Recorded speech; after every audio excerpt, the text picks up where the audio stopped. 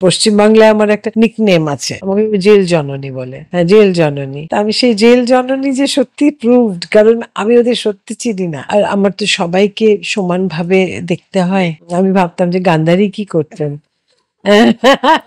শতপুত্র নিয়ে, আমার তো তার থেকেও বেশি। বললে কেউ বিশ্বাস করবে না হয়তো, পৃথিবীর সেরা সমুদ্রপুরী। আমি কি করে চলে আমি নিজেও জানি না। একসময় আমি গয়না বিক্রি করেছি আমার এই কাজটা করতে গিয়ে। আই ডোন্ট বিলিভ ইন এই যে আমি নারীবাদী না, একদম না। শুধু আন্দোলন করলেই হয় না, কারুকে ঠেলে ফেলে না, কোনো পুরুষকে ঠেলে ফেলে আমি এগিয়ে যাব না। ফার্স্ট জেন্ডার ওরা থার্ড জেন্ডার। কে থার্ড জেন্ডার? ফার্স্ট জেন্ডার কে? দস্যু রত্নাকর যখন বাল্মীকি হয়ে ওঠেন, কিংবা জেলের কয়েদিরা যখন মঞ্চে রবীন্দ্রনাথ ঠাকুরকে উপস্থাপন করেন কিংবা বাল্মীকি প্রতিভার কথা বলেন, ঠিক তখনই তার জেল জননী নামটার সার্থকতা। খুব অল্প বয়সে একজন নৃত্যশিল্পী হিসেবে যার আত্মপ্রকাশ এবং ধীরে ধীরে জেল জননী হয়ে ওঠা, এবং তার এই বিশাল কর্মকাণ্ডের জন্য দেশ বিদেশের বিভিন্ন জায়গা থেকে তিনি নানাবিধ সম্মানে ভূষিতা হয়েছেন। তার মধ্যে বেশ কয়েকটি উল্লেখযোগ্য সম্মান হলো 2014 সালে বঙ্গবিভূষণ সম্মান, অনারারি ডিলিট পেয়েছেন from Diamond Harbour women's university, state academy award from West Bengal, Bharat Nirman award, baby award, the she award, true legend by the Telegraph, এছাড়াও honorary citizen of New York City. ভারতীয় ডাক বিভাগ থেকে তার কর্মযজ্ঞের উদ্দেশ্যে শ্রদ্ধা জানিয়ে নির্মিত হয় একটি ডাক টিকিট। আমাদের আজকের পডকাস্টটি সাফল্যমণ্ডিত করতে যারা আমাকে অত্যন্ত সহায়তা করেছেন, সুমন্ত দা এবং শুভ্রজিৎ দা, তোমাদের দুজনকে অনেক অনেক প্রণাম, শ্রদ্ধা এবং ভালোবাসা। এছাড়াও আমি কৃতজ্ঞতা স্বীকার করব পার্থর কাছ থেকে, যে আমাকে ক্যামেরাতে যথেষ্ট সহায়তা করেছেন। চলুন আর দেরি না করে পডকাস্টটি উপভোগ করুন। আপনাকে অনেক অনেক স্বাগত। কেমন আছেন? আমি সবসময় ভালো থাকি, থাকবার চেষ্টা করি।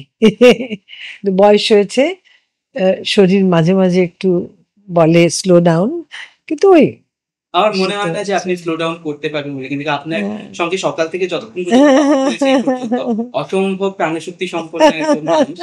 আমার মনে হচ্ছে যে আপনার সঙ্গে কাছাকাছি যেই মানুষগুলো থাকবে তাদেরকেও একটা ওই রকম আবহে আপনি পৌঁছে দিতে পারবেন বলে আমার মনে হয়। জানি না, হোপ সো, কতদিন পারবো জানি না, কিন্তু হ্যাঁ আমার মানে my spirit is still young, কিন্তু মাঝে মাঝে একটু শরীর বলে একটু রেস্ট নাও, রেস্ট হয় না, রেস্টের কোনো সময় নেই।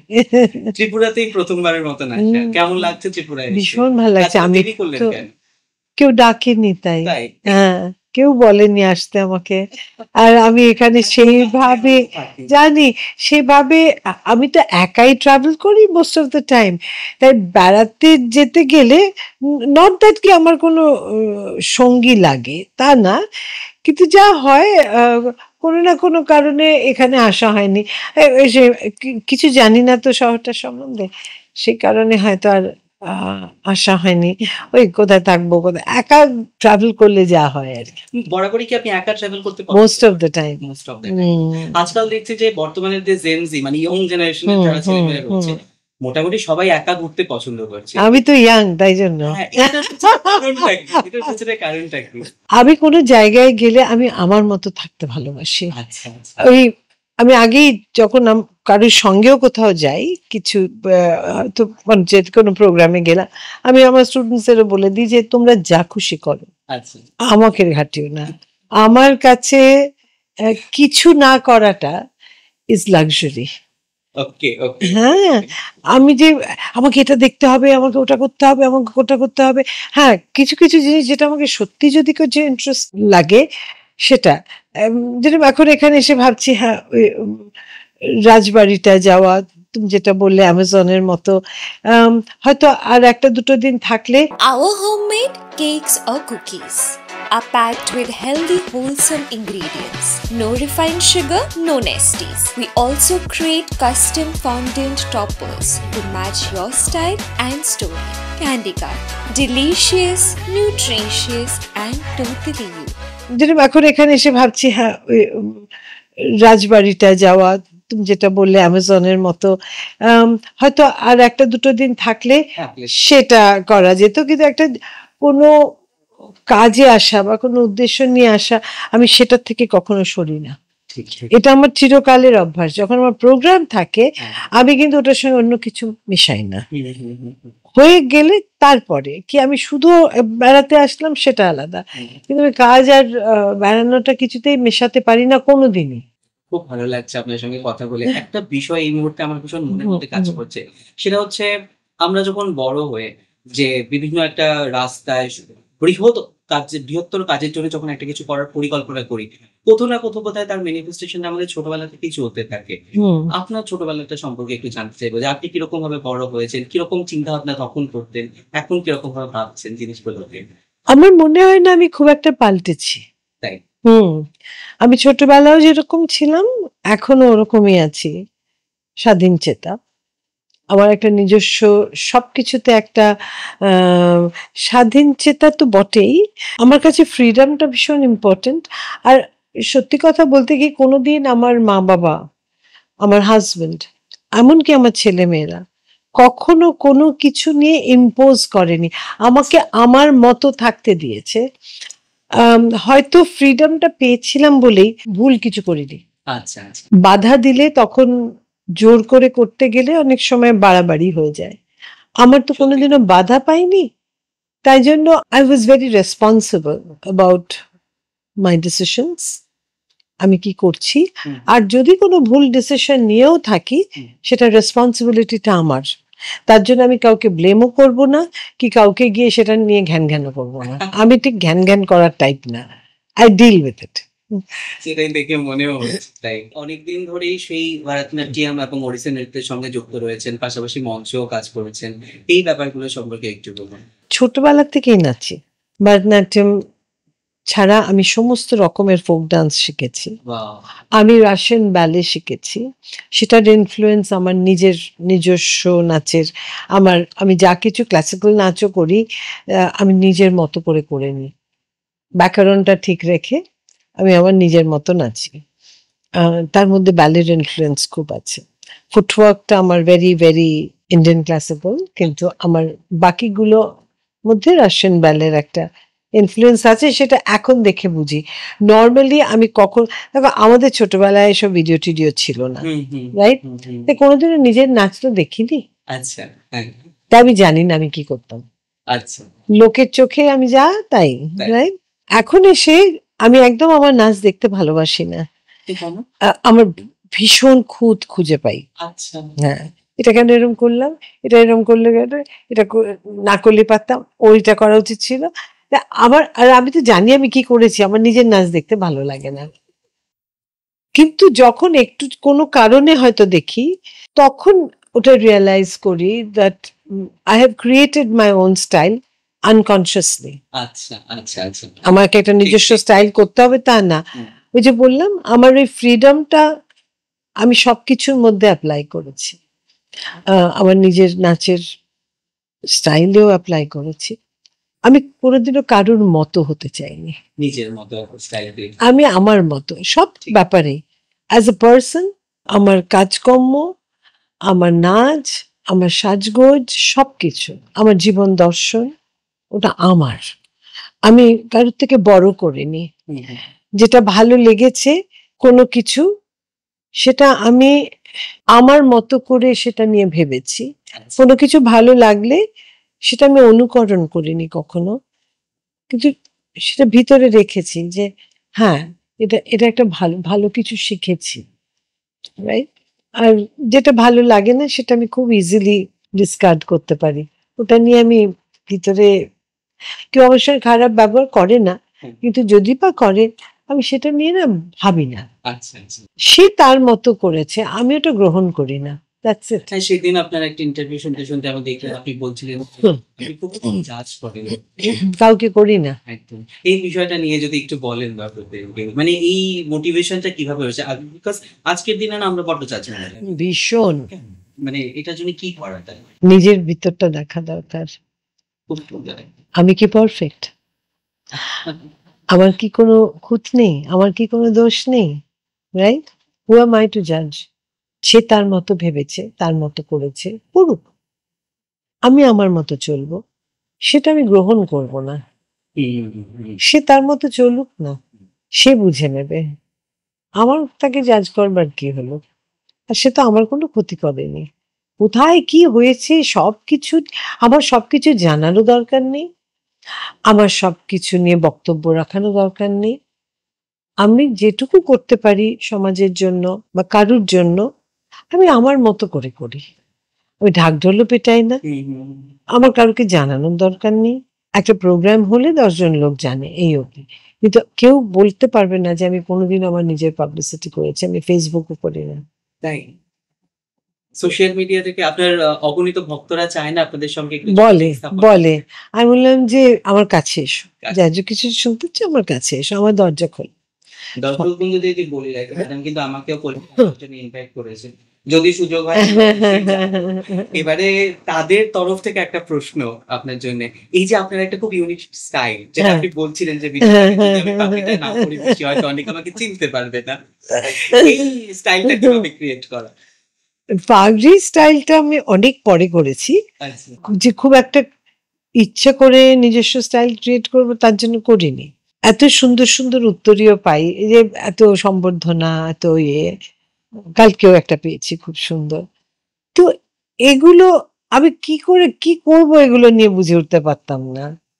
কত স্কার্ফ পরবো বা কিছু, এত তো সুন্দর কাঁথা স্টিচের এই যে কালকেটা ভীষণ সুন্দর, ওটা পরে ছবি তুলে পাঠাবো এখানে আগরতলার।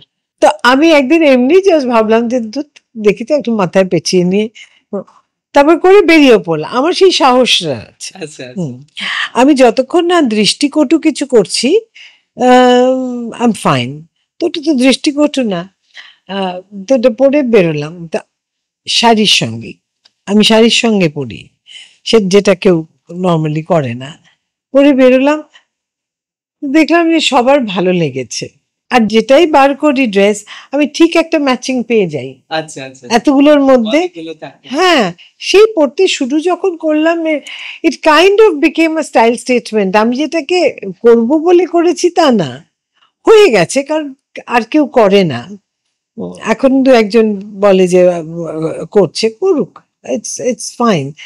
কিন্তু হয়তো আপনার থেকে দেখেই অনুপ্রাণিত হবো। হ্যাঁ, তারা এসে বলেও, কিন্তু আমার কারণটা was not to create a style, it was to use those beautiful scarves. তো করতে গিয়ে একটা স্টাইল স্টেটমেন্ট হয়ে গেছে। এখন ওটা না পড়লে লোকে অনেক সময় রাস্তাতে আমাকে চিনতেও পারে না। হ্যাঁ, খুব মজা লাগে আমার, দুবার তাকাবে, তারপরে ও মা আপনি আমি কোনোদিন চুল খুলে দেখিনি, কোনোদিন তো ওটা পাগড়ি ছাড়া দেখিনি, তারপরে আমার তো 4টে চুল আছে, সেটাও দেখো তোমরা। সত্যি ভীষণ মজার বিষয়টা।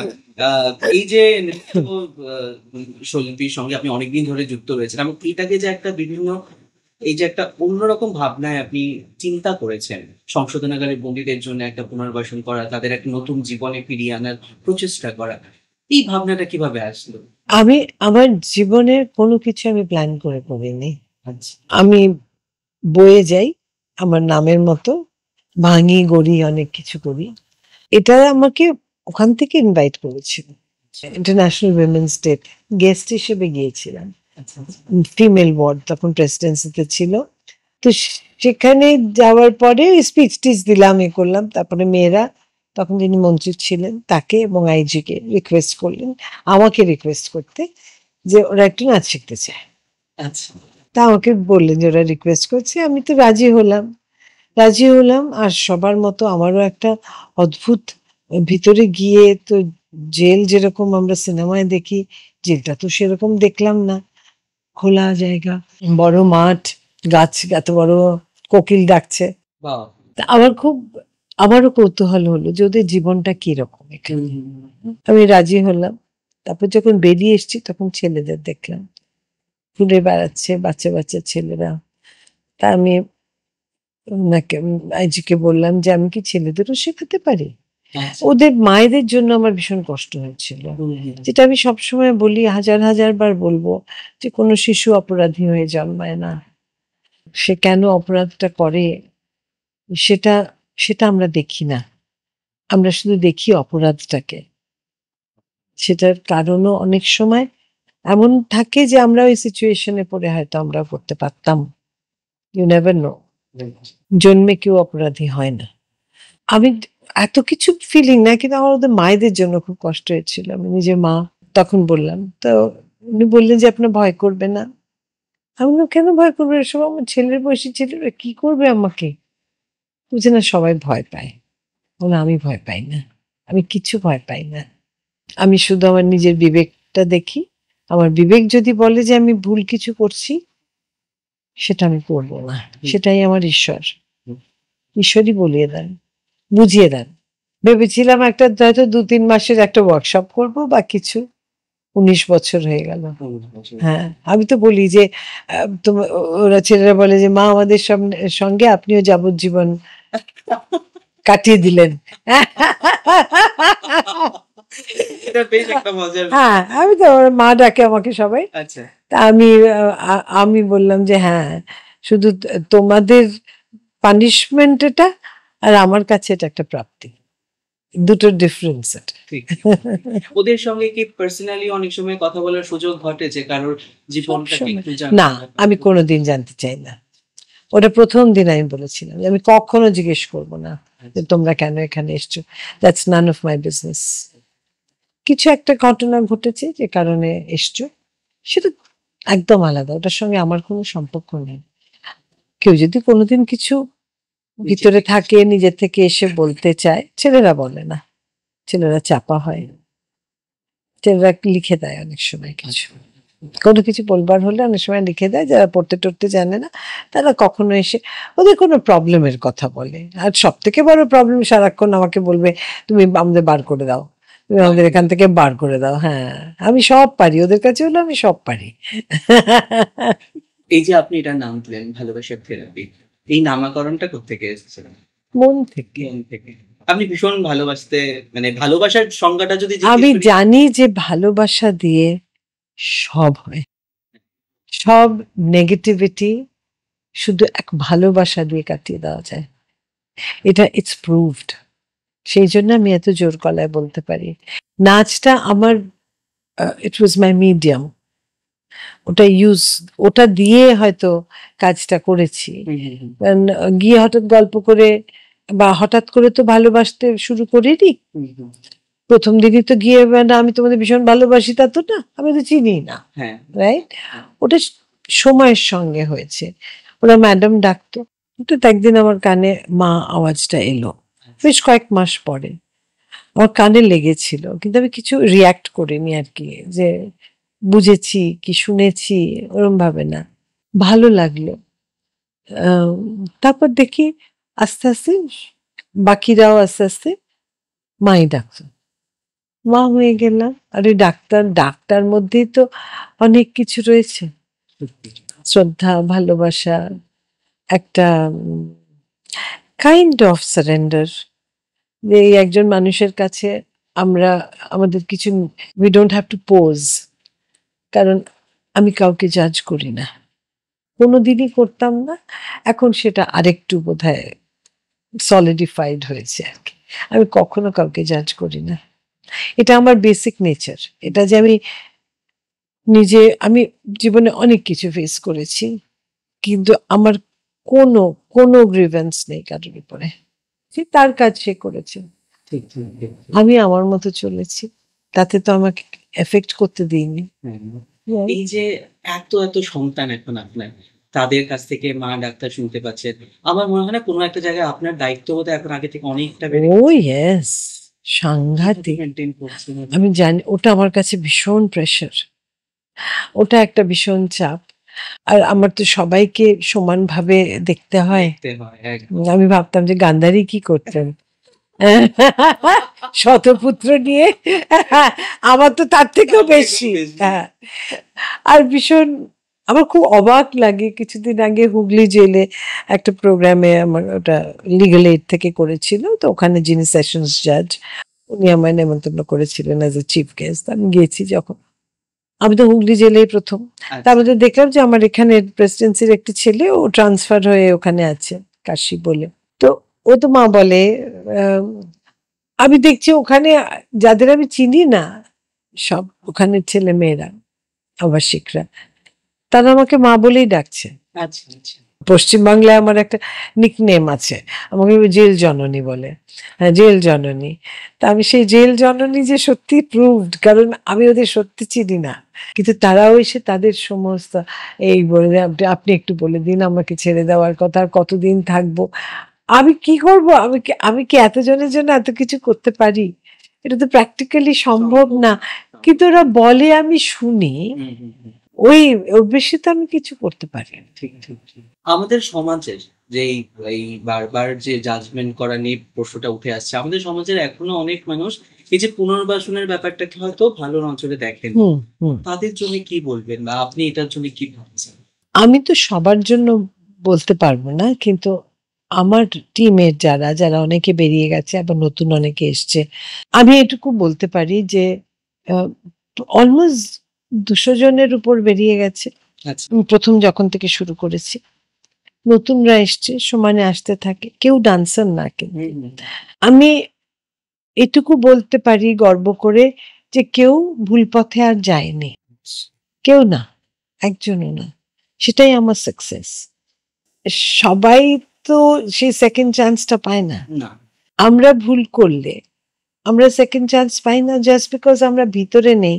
একবার ভিতরে গেলে যে একটা ছাপ পড়ে যায়, সেটা ইজ ভেরি পেইনফুল।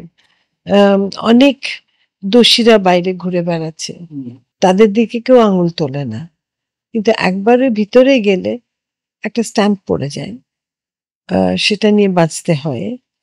কিন্তু আমি সবাইকে সবসময়, যখনই প্রোগ্রাম হয় তারপরে আমি সবার কাছে অ্যাপিল করি যে আজকে এই যে শিল্পীর মর্যাদা সবাই দিচ্ছে ওদের, সেটা যেন একদিনের একটা ইভিনিং এর না হয়।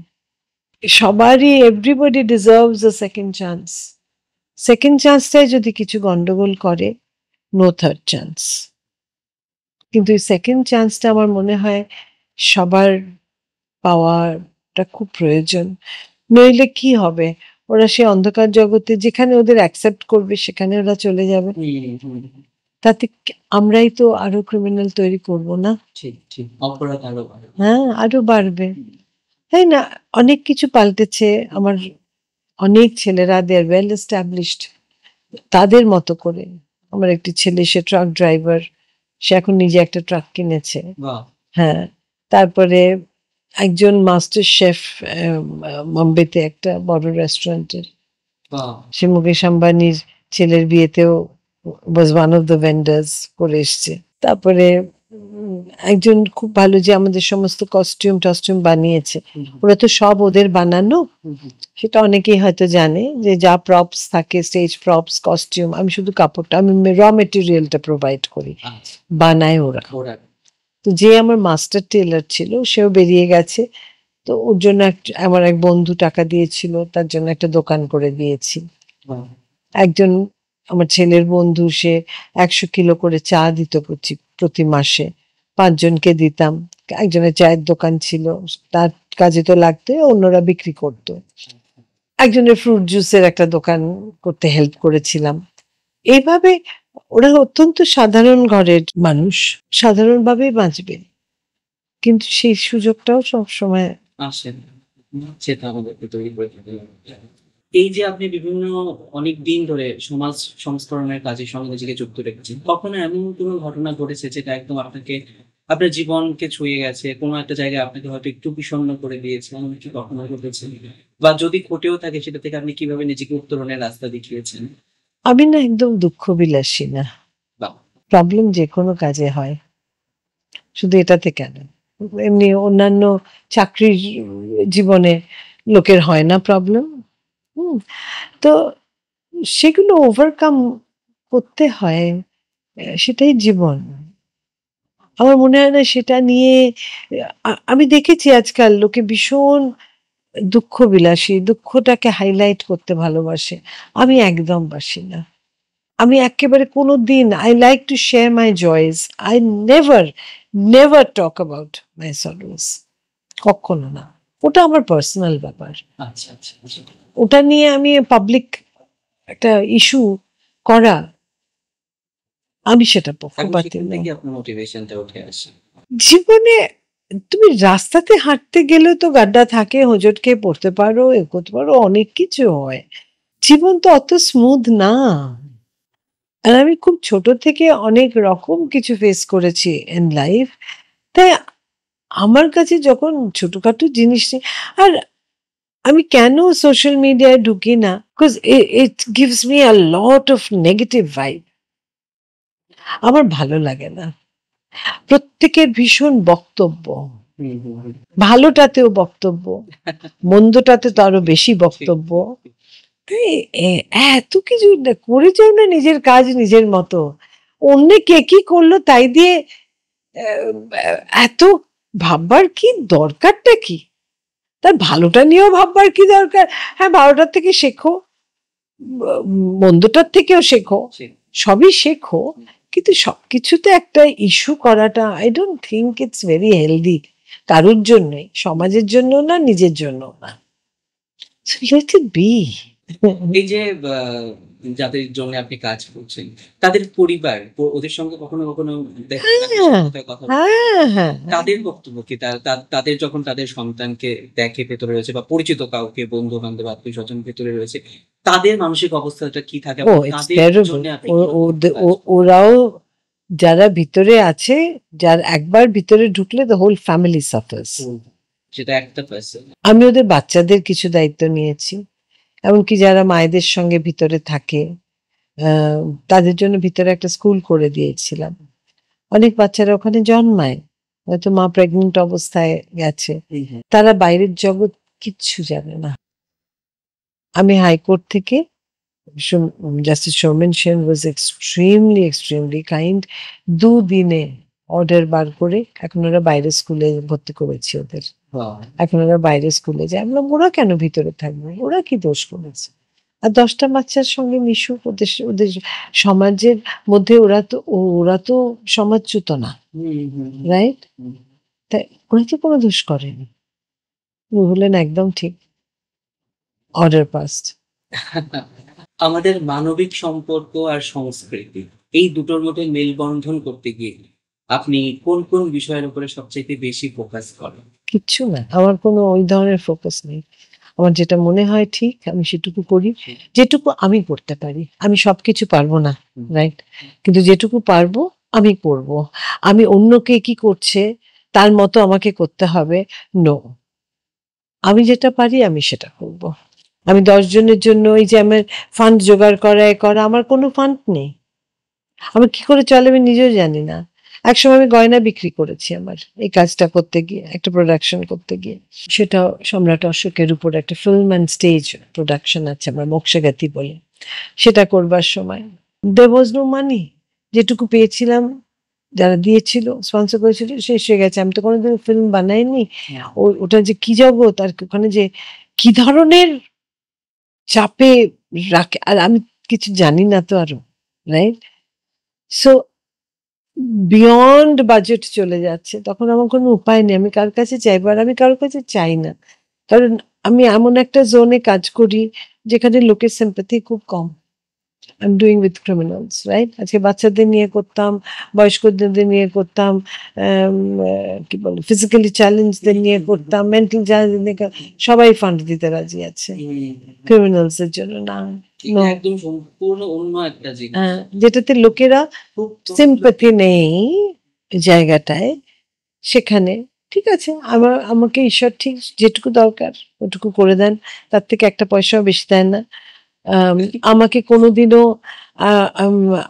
আমি জানি না আমার কোথা থেকে টাকা পয়সা আসে, কি হয়, আমি সত্যি জানি না।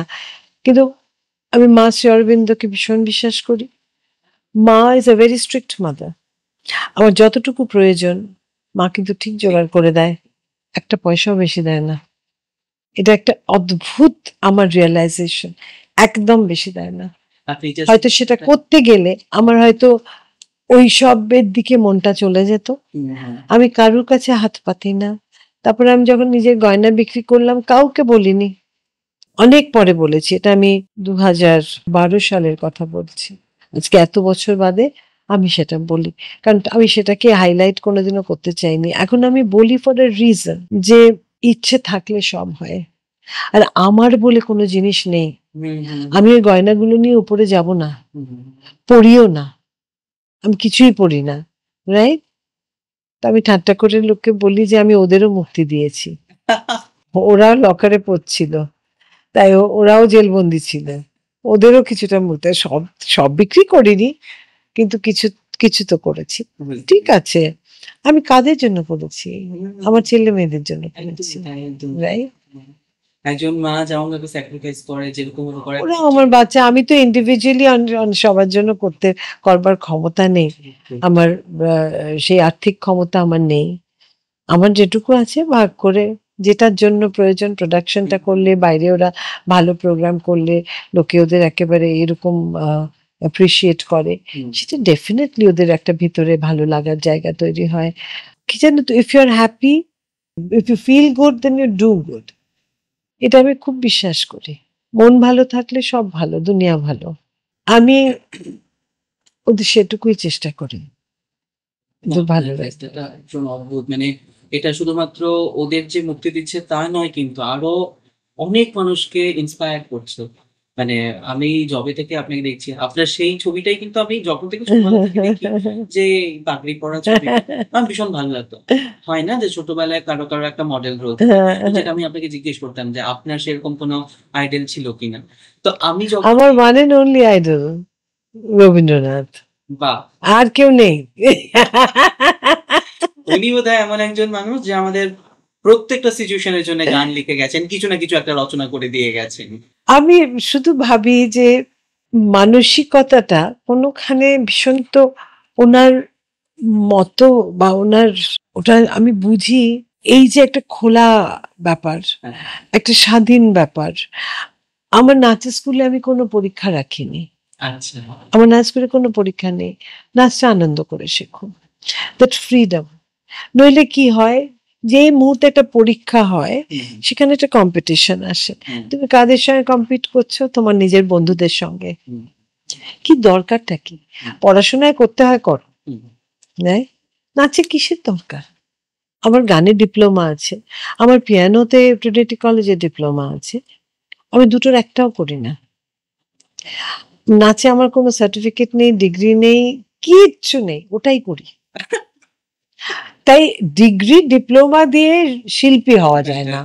আর আমার এই কম্পিটিশন ব্যাপারটা আমি ভালোবাসি না। I don't compete with anybody. আর আমি আমার মতো চলি, আর প্রত্যেকে তার মতো চলতে দিই। আমি আমার স্টুডেন্টসদের একটা কথা বলি, আমাকে কপি করবে না, ব্যাকরণটা শিখবে, তারপর নিজের মতো করে করবে, বাক্য রচনা নিজের, আমাকে কপি করবে না। যারা আমার কপি করে আমার একটু বিরক্তই লাগে।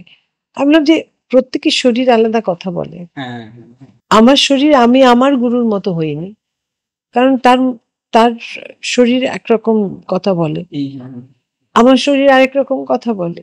তা আমার যে শরীর যেরকম কথা বলে আমি সেরকম করে করি, ব্যাকরণটা ঠিক রেখে। এটা আমি সবসময় ওদের বলি, শোনে না, সবাই কপি করবে। পাওয়ার অফ উইমেন, এইটা নিয়ে আপনি অনেকবার কথা বলেছেন। এই আপনার জীবনে এই শক্তিটা কোত্থেকে এসেছে, বা আপনি সেটাকে কিভাবে প্রকাশ করার কথা ভেবে গেছেন? I don't believe in any gender. আমার কাছে পুরুষ নারী সব সমান, ট্রান্সজেন্ডার। আমি কখনো ওই যে ফার্স্ট জেন্ডার, ওরা থার্ড জেন্ডার, কে থার্ড জেন্ডার? ফার্স্ট জেন্ডার কে? সেকেন্ড জেন্ডার কে? আমরা পুরুষ নারী একজন একজনের পরিপূরক, কাউকে ছাড়াই কেউ থাকবে না। একজন নারী, সে যদি অনেক কিছু ভেঙে চুরে এগিয়ে যায়, তার পিছনে কিছু পুরুষ হলেও থাকে। আমি যুদ্ধ করছি, আমি কোনো যুদ্ধ করিনি। আই ডোন্ট বিলিভ ইন যুদ্ধ। আমার যেটা মন চেয়েছে আমি করেছি। যে কোনো কাজে বাধা আসতে পারে, সেটা অতিক্রম করার ক্ষমতা তার। সেটা একজন পুরুষও করে, একজন নারীও করে। I don't believe in it. এই যে আমি নারীবাদী না, একদম না। The power of women, women are powerful. সব থেকে বড় পাওয়ার হলো giving birth to a child. মা হওয়াটাই একটা সাংঘাতিক এম্পাওয়ার্ড, একটা এম্পাওয়ারমেন্ট, তাই না? কিন্তু সেটার জন্য একজন পুরুষকে দরকার। পুরুষরা সাইলেন্টলি কোয়াইটলি সাপোর্ট করে, মেয়েরা অনেক বেশি ভোকাল, পুরুষরা কিন্তু না। পুরুষরা কাঁদে না, তাদের প্রবলেমের কথা বলে না। আমার মনে হয় নারী শক্তি হিসেবে সব থেকে বড় যেটা আমি করতে পেরেছি, পুরুষদেরকে একটা এক্সপ্রেস করবার জায়গা করে দিই সবসময়। বলে behind every successful man there is a women, behind every successful women there has to be a man as well. মেয়েরা মেয়েদের জন্য করে না, তাই এগুলো সব ভুল ধারণা। শুধু আন্দোলন করলেই হয় না, প্রপার কাজটা করতে হবে, কারুকে ঠেলে ফেলে না, কোনো পুরুষকে ঠেলে ফেলে আমি এগিয়ে যাব না। তুমি তোমার রাস্তা ধরো, সে আরেকজন করুক, সে পুরুষ হোক নারী হোক, তোমার শক্তি তোমার ভিতরের, সেটা মুখে বলে লোককে জানিয়ে কোনো প্রয়োজন নেই। আমি একটা প্রশ্ন আমার মাথার মধ্যে ঘুরছে, আপনি যখন সংশোধনাগারে তাদের জন্য যখন কাজ করেন, সেখানে পুরুষরা যারা রয়েছেন বেসিক্যালি, তারা প্রথমে এই থেরাপির মধ্যে আসতে কি কখনো একটু সংকোচ বোধ করেন? ভীষণ ভীষণ, ওদের তো জোর করে আমি শেখাবো বলে শেখাতে চেয়েছিলাম বলে তখন আইজি বলেছে 20 জন ছেলেকে পাঠিয়ে দেবেন। তো সে এখন সুপারিনটেন্ডেন্টকে বলেছে, coming from the highest position, তো তখন তো ওদের আসতে হয়েছে। প্রথম ওদের আমি প্রথম দিন গিয়ে বলেছিলাম, তোমাদের আমি ওরম নাচ করাবো না, তোমরা মার্শাল ডান্স করবে, কালারি প্যাড করবে, ওটা কারাটে কুংফুর মতো, তাই তোমাদের মেয়েদের মতো নাচতে হবে না। তোমরা ভাবছো মেয়েদের মতো নাচতে হবে, আর ওরকম না, মেয়েরা আলাদা ভাবে নাচে, প্রত্যেকের শরীরে যে বললাম আলাদা কথা বলে, তোমরা আলাদা করবে। তারপরে ফোক ডান্স শুরু করেছিলাম। আচ্ছা, ওই 20 জনের থেকে অন্যরা আসতে শুরু করলো। প্রথমে কিন্তু ওরাই ওদের টন্ট করতো নাচতে যাচ্ছে বলে, শেষে গিয়ে আমার 60 জন ছেলে দাঁড়ালো। আচ্ছা, 50 জন ছেলে 10 জন মেয়ে গিয়ে দাঁড়ালো। তো এটাই, that is the magic of music and rhythm. তার পরবর্তী সময়ে যদি কখনো স্টেজ পারফরমেন্স হয়েছিল, এগুলোর মধ্যেও পার্টিসিপেট করে পরবর্তী সময়ে? বা পরবর্তী মানে বেরিয়ে গিয়ে কেউ ডান্সার না, সবাই ভীষণ খারাপ নাচে। আচ্ছা, হ্যাঁ, কেউ ডান্স, কিন্তু ওরা যখন একসঙ্গে একটা জিনিস করে না, it's magic, they create magic. নইলে 19 বছর করা যেত না। দে ক্রিয়েট ম্যাজিক, মানে ওদের ওই এনার্জি, ওদের ওই মুভমেন্টস, আর একসঙ্গে হাত, একসঙ্গে, মানে দে রিয়েলি ক্রিয়েট ম্যাজিক। আপনাকে যদি জিজ্ঞেস করে যে আপনার জীবন দর্শন সম্পর্কে 2-4টে কথা বলতে, আপনি কি বলবেন? আমিও তো ভাবি না, আমি মাথা দিয়ে তো কোনো কাজ করি না, আমি মন দিয়ে করি, তাই আমি অত দর্শনে যাই না। বাট আমার মনে হয় 2-3টে জিনিস, ইউ শুডন্ট, আমি যদি একটা কিছু করি, I shouldn't expect anything in return. যেটা আসবার সেটা আসবে, ভালো হোক মন্দ হোক। আর ভালোবাসা দিয়ে সমস্ত কিছু জয় করা যায়, but it has to be genuine, দেখানো না। Genuine compassion, genuine feeling, genuine love, সমস্ত বাধা কিন্তু সমস্ত নেগেটিভিটি দূর করে দেয়। এটা আমি এত জোর গলায় বলতে পারতাম না যদি এটা প্রুভেন না হতো। ইটস বিন প্রুভড, ভালোবাসা দিয়ে সব জয় করা যায়। তাই আমার জীবন দর্শন বলে আলাদা কিছু নেই, মানুষকে মানুষ হিসেবে আমি দেখি, সে বড় কি ছোট, সে কোন পজিশনে, আমার কাছে কিচ্ছু ম্যাটার করে না। তাই জন্য আমি অনেক সময় অনেকে বলে, তুমি জানো না উনি কে? আমি জানতে চাই না তো। আই মেট হিম, সে কি কে, আমি কি তাকে ইউজ করব? জীবনে করিনি, জীবনে না। কেউ এগিয়ে এসে যদি কিছু করতে চায়, আমি মাথা পেতে নিয়েছি, কিন্তু আমি কারোর কাছে হাত পাতিনি। এইভাবেই যেন বাকি জীবনটা আমি কাটাতে পারি। আপনার অর্গানাইজেশনে কেউ যদি যুক্ত হয়ে নিজেকে এরকম সেবার কাজে যুক্ত করতে চায়, স্পেশালি ইউথ যারা রয়েছে, তরুণ তরুণী নতুন প্রজন্মের যারা রয়েছে, তারা কিভাবে আপনার সঙ্গে যোগাযোগ করবে? বা সবাই চায়, কিছুদিন বাদে আর করে না। সেখানে আমাকে কালকে যখন জিজ্ঞেস করছিল যে কোনখানে, আমি বললাম যে হোয়াট ইজ, আমি বললাম যে I think I have failed, যে আমি কাউকে তৈরি করতে পারলাম না, সেদিক থেকে আমার ফেলিয়ার। সবাই আসে, কয়েকদিন করে, বাট একটা এই এই ধরনের ইটস চ্যালেঞ্জিং, ওদের সঙ্গে কাজ করাটা is very very challenging. Even নাও আমি গিয়ে 8 ঘন্টা প্রায় বসে থাকি, এখনো 19 বছর ধরে আমি বসে আছি, সবাইকে জড়ো করছি, আচ্ছা এ এটা করছে, সে সেটা করছে, কখন আসবে, 8 ঘন্টা 45 মিনিট আমি বসে আছি। যেদিন তার বেশি হয় আমি রেগে মেগে চলে আসি, তারপর দিন সবাই অন টাইম। আচ্ছা হ্যাঁ, আর সময় রেগে টেগে আমি চলে যাই, তারপরে আমার বাধা দেয়, তারপরে সুপারিনটেন্ডেন্ট এসে বাধা দিলে তখন আমাকে আর কিছু করতে পারি না, আমি আবার ফিরে যাই। এই তো আমি এরকম করি। অসম্ভব ধৈর্যের প্রয়োজন।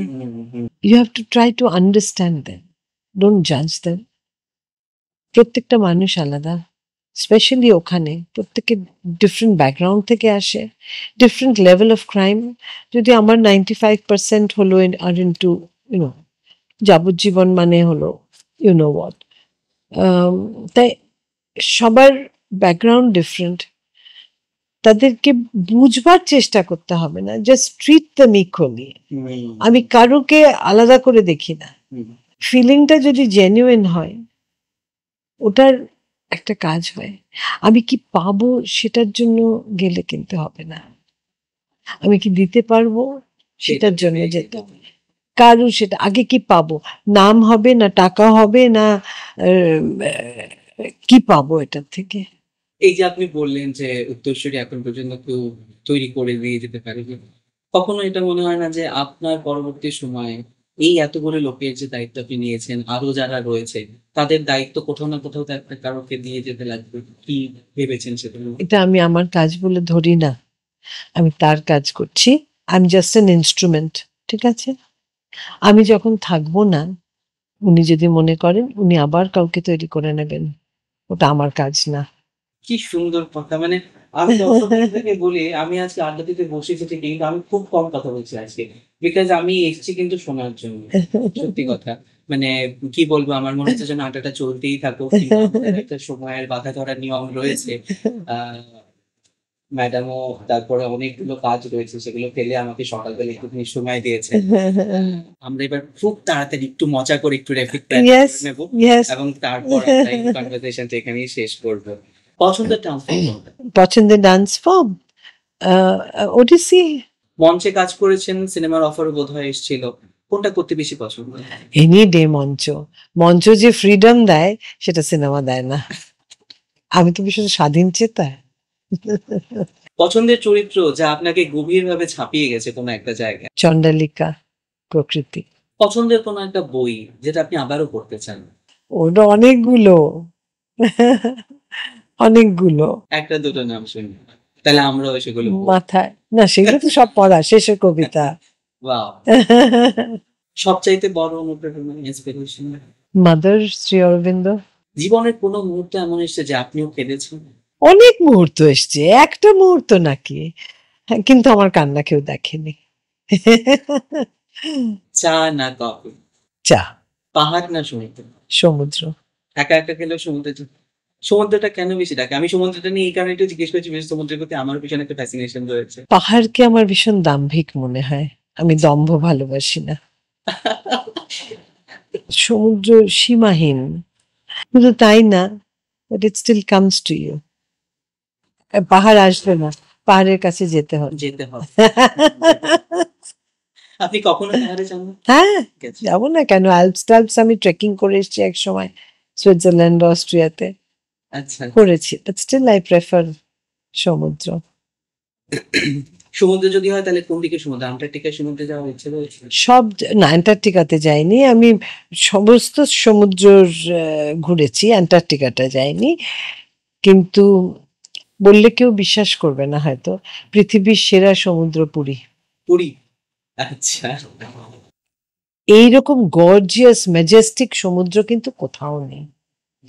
সমুদ্রে খুব সুন্দর ঢেউ, আমি তো পন্ডিচেরিতে যাই, ওখানে সমুদ্র তো সমুদ্রই, কিন্তু ইয়ের মতো, পুরীর মতো একটা, ওটার মধ্যে একটা কি রাজকীয় একটা ব্যাপার আছে। হ্যাঁ, আমি গত বছর পন্ডিচেরি ভিজিট করেছিলাম এবং যশস্বী মায়ের মন্দিরেও গেছি। অসম্ভব সুন্দর একটা জায়গা, অনেকক্ষণ সেখানে বসে মেডিটেশন হ্যাঁ, কি ভালো আছি, লাগে। সমুদ্র, বিচ, অদ্ভুত অদ্ভুত সুন্দর। আমি তো ওখানে বছরে 2 বার যাই। আমার নিজেরই, ওটা আমার বাপের বাড়ি বলি আমি। অতীতের কোনো চরিত্রের সঙ্গে যদি আপনাকে আবার দেখা করার সুযোগ করে দেওয়া হয়, কার সঙ্গে দেখা করতে চাইবেন? সেটা কি রবীন্দ্রনাথ ঠাকুর? আর কে? উত্তরটা বোধহয় আমি জেনে গেছি। হ্যাঁ, অত ভালোবাসি না আমি আর কাউকে। ভালোবাসা না দায়িত্ব, কোনটা বেশি চালনা করে আপনাকে? ভালোবাসা। 20 বছর পেছনে যদি নিজেকে নিয়ে যেতে চান, ওই 20 বছরের আগের অলকানন্দাকে কি বলবেন? পাগল।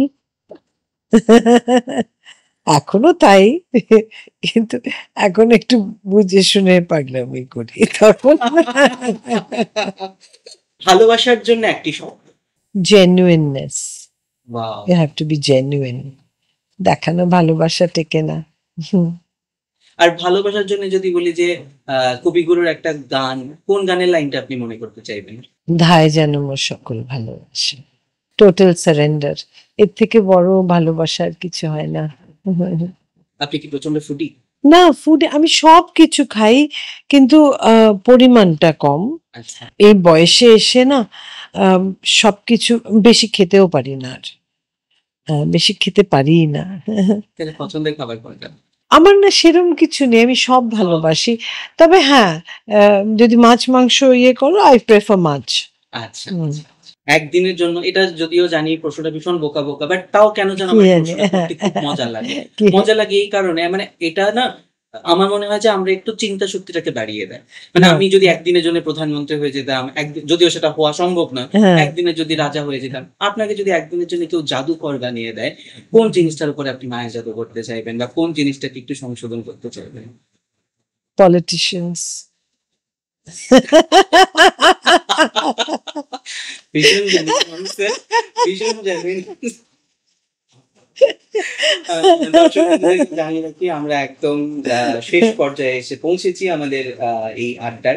আজকে জানি না আপনাদের কেমন লাগলো, আমার কিন্তু খুব ভালো লেগেছে এবং আমার কাছে মনে হয়েছে যে আমি একটা অসম্ভব সুন্দর মেডিটেটিভ স্টেটের মধ্যে দিয়ে গেছি এবং এই যে 8 ঘন্টা 40 মিনিট যতক্ষণ একটা বকবক করলাম আর কি, আমার নিজের কিন্তু একটা খুব দারুণ কাউন্সিলিং হয়ে গেছে। শুধুমাত্র আপনি নৃত্য শৈলীর মাধ্যমে কাউকে প্রদান করছেন তা না, আমার মনে হচ্ছে কথার মাধ্যমেও অনেকে সেই জায়গাটায় পৌঁছতে পারছে। কিছু না, আমি আমার দর্শকদের জন্য জাস্ট একটা কথা, কি বলবেন? আমার মনে হয় যে ছোট থেকেই সবাইকে একটা জিনিস শেখা উচিত, সেটা হলো যে নিজের জন্য বাঁচাটাই বাঁচা না। সেটা ছোট থেকে বোধহয় আমরা ছোটদের সেই শিক্ষাটাই যেন দিই। ইভেন অ্যাজ অ্যান আর্টিস্ট আমি সেটাই জানি, সেটাই বলবো। আমার শিল্প যদি আরো অন্য কারোকে সমৃদ্ধ না করে কোনোভাবে, তাহলে সেই শিল্পের কোনো মূল্য নেই।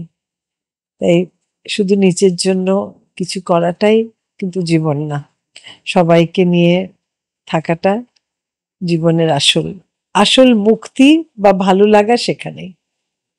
অসংখ্য ধন্যবাদ আপনাকে, অনেক ধন্যবাদ। এতটা সময় ধরে আমাকে সহ্য করার। না না না, আমাকেও তো লোকে সহ্য করে, তাই না?